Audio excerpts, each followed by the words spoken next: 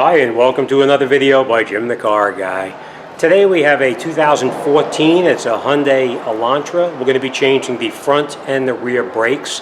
I did the left front already. I'm going to bring you over now. I'm going to show you the right front because the right front is the one that's actually making the noise. I just want to show you what the noise actually is so you know what's going on. So come on up there and we're going to talk about what we're going to do. First thing we're going to do is we're going to come over here and we're going to take out these screws right here. These screws are really tight. If you get on here with a screwdriver or even a driver, you're going to try to get these out and you're going to strip them and you're going to have a problem getting them out. Take a couple of seconds and just do what I'm going to show you to do and you won't have a problem taking them out.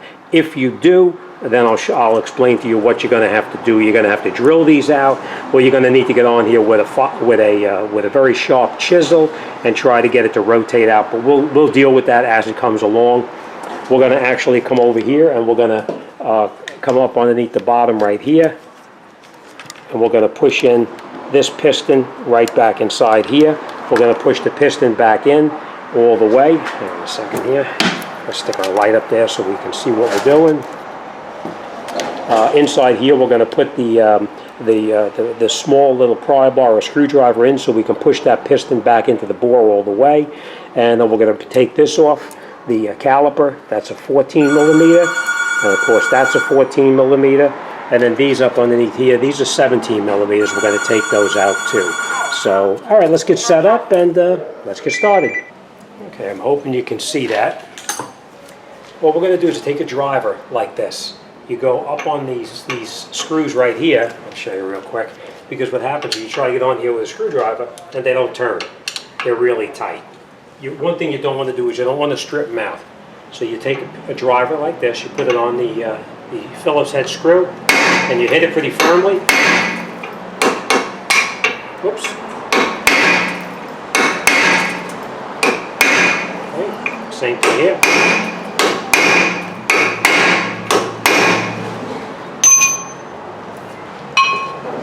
And now sometimes you can get it out like that.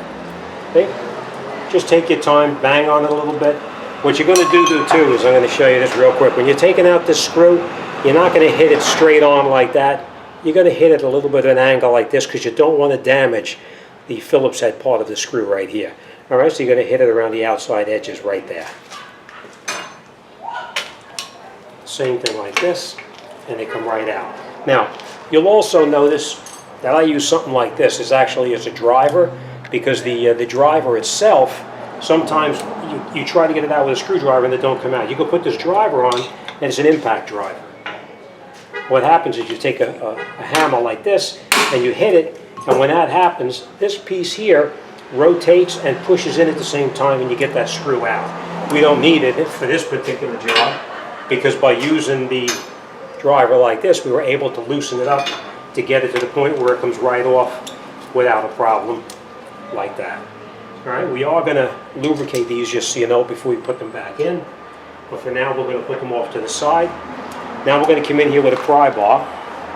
A small little pry bar like this. We're going to come in right here. I hope you can see that okay. Just like this. And we just hold slight pressure on it just to get the caliper slide pins to move a little bit.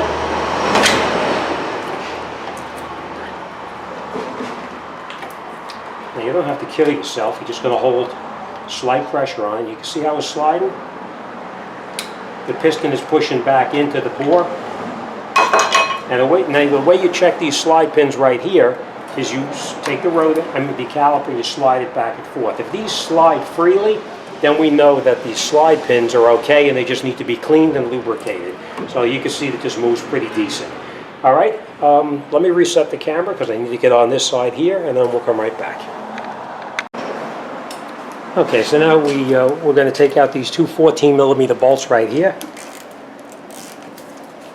Now if you try to take these out, and as you're unscrewing it, this rotates right here, what you would do then is come in here with a thin wall wrench like that, and you could hold it while you rotate it. That's not the case here, but if it did happen, that's what you would do. All right, then we're going to do the same thing up top here. We're going to break them loose. And we're going to take out both of these bolts right up in the top right here.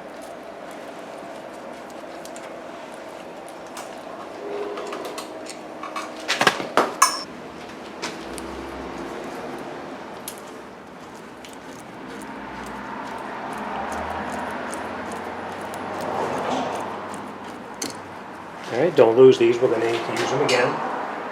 We're going to take our caliper off. We're going to hook it with a piece of wire like this, and then we're just going to take it and lift it up and out of the way, just like this, so that it doesn't really interfere with anything we're doing. Now in the back right here, we have two 17mm bolts. We're going to take out those 17mm, and then I'm going to show you what the noise was all about.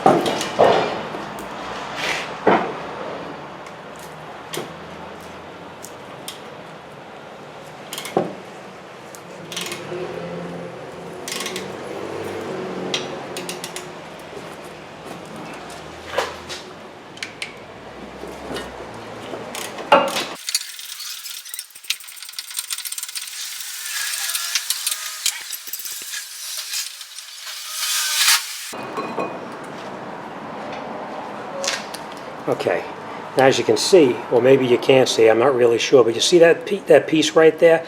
That's the disc indicator, and you see how shiny that is? That's the piece that was touching into the rotor and squeaking. So we're going to put this off to the side now. We're going to come back to this. Now the rotor itself, pretty rusty on there, but it doesn't really matter. We're going to be replacing it. You can either hit it on the face here, or you could bang it in the back there, or they make a special tool to pull it off. Normally you could hit it a couple times and it comes right off, so let's do that.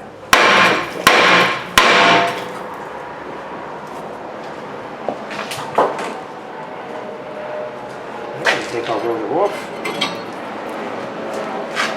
And you know we talked about rust. You see how rusty this is right here? This is what we need to clean up inside here, because on the new rotor we want to make sure it has a nice clean surface in here.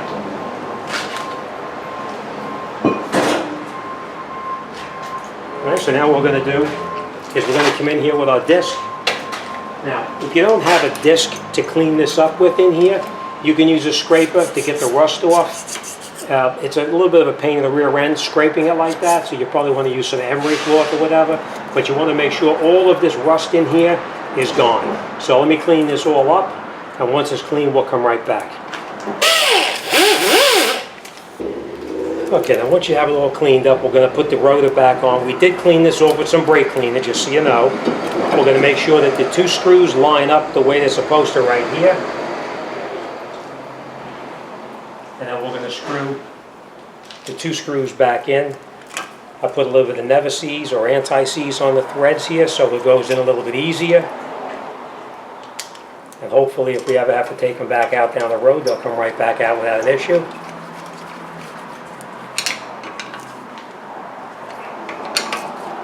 Okay, so now our rotor is nice and tight. Let's go to the bench and I'm going to show you how to do the hardware kit. Okay, now these are the brake pads. We're going to just tap it like this to knock them out.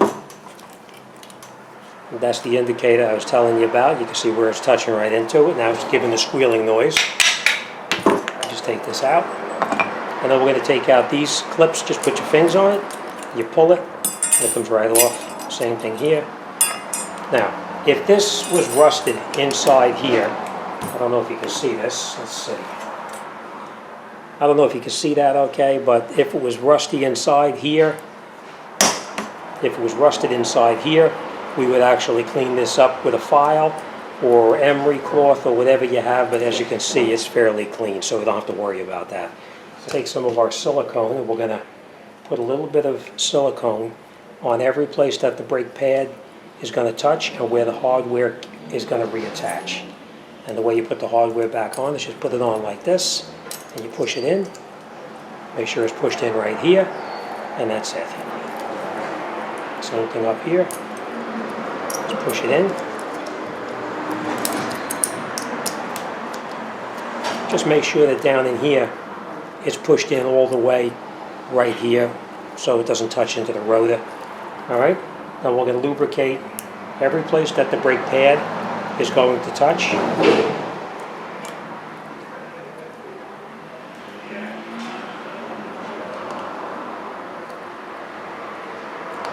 Okay.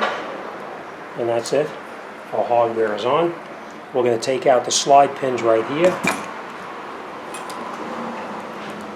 like this and like this. And we're going to take a rag with some brake cleaner on it, and we're going to clean off any of the of the grease that's on there right now. We're going to lubricate it just a little bit, and then we're going to put it right back in the same hole that it came out. Same thing on this side right here. And a little bit of grease. You always want to put just a little bit. You don't want too much on there because you don't want to create a problem with too much grease either. Right? Now when you push this back in, make sure, see how this one is in all the way? Make sure that that boot pops back up on the top. See, like that. All right, now, the brake pads themselves are going to go into the mounting bracket. You want to always make sure that you put the correct pad on.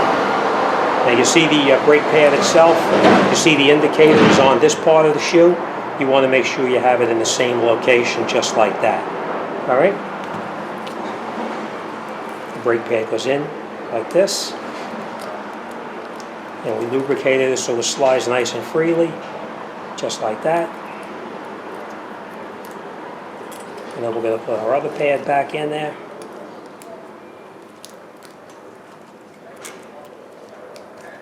Now you can do this on the car, or you can do it here on the bench before you put the caliper, mounting caliper bracket back on. But it's sometimes easier doing it right here on the bench versus trying to do this on the car, especially on the back. Now we know that this pad here is the inner pad because you can see right here where that piston was touching, and our indicator is right there. So that's how we know which pad goes on the inside and which pad goes on the outside. So let's go back up in the car and we'll continue. Okay. All right, now we're going to take our mounting bracket and we're going to reattach it back on. You want to make sure you catch both of the bolts first by hand before you go any further and tighten anything up. So we're just going to push it in place now. We're going to catch the bolts in the back of the mounting bracket.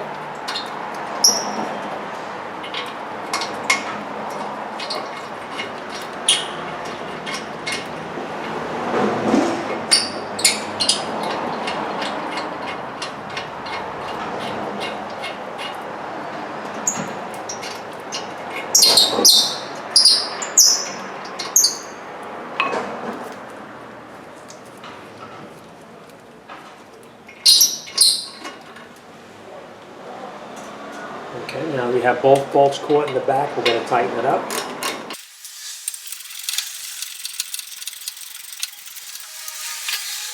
Let me go look up the torque specs on these two bolts here and then we'll come right back.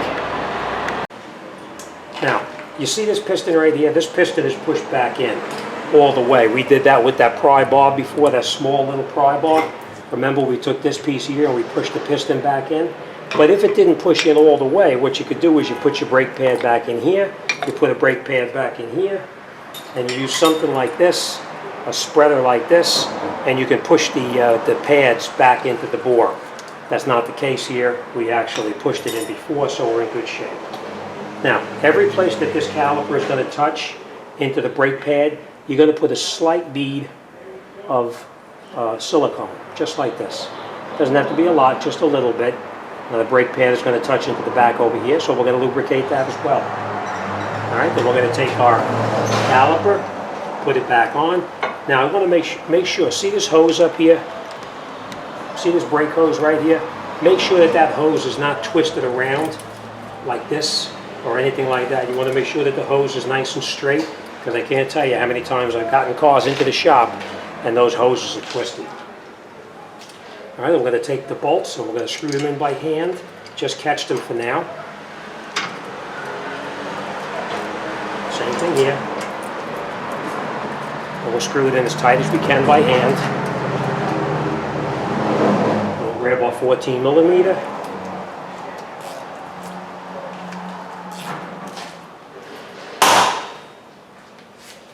Okay. And then we're going to tighten up these bolts in the back right here. Right? Just snug them in.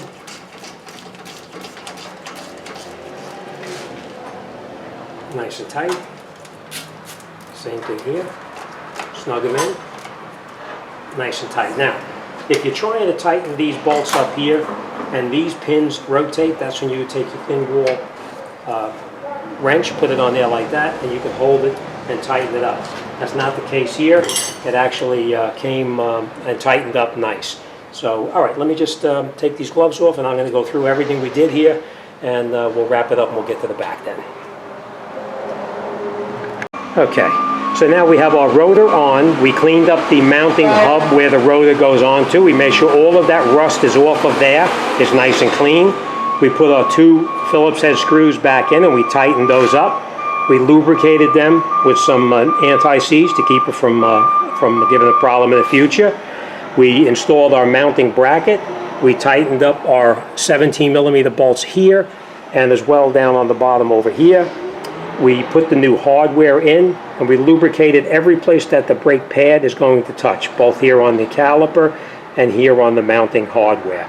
We tightened up those 14 millimeter bolts here and here, and we lubricated the slide pins both here, and we lubricated the inner part where the pad is going to touch into that piston.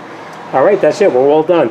All right, now, if you were trying to tighten these bolts up here and this pin was rotating, that's when you would hold it with that, I think it's a 17 or 18 millimeter wrench to keep it from rotating, and then you make sure these are nice and tight. So, all right, fronts are done. Let's go to the back, and we'll continue in the back.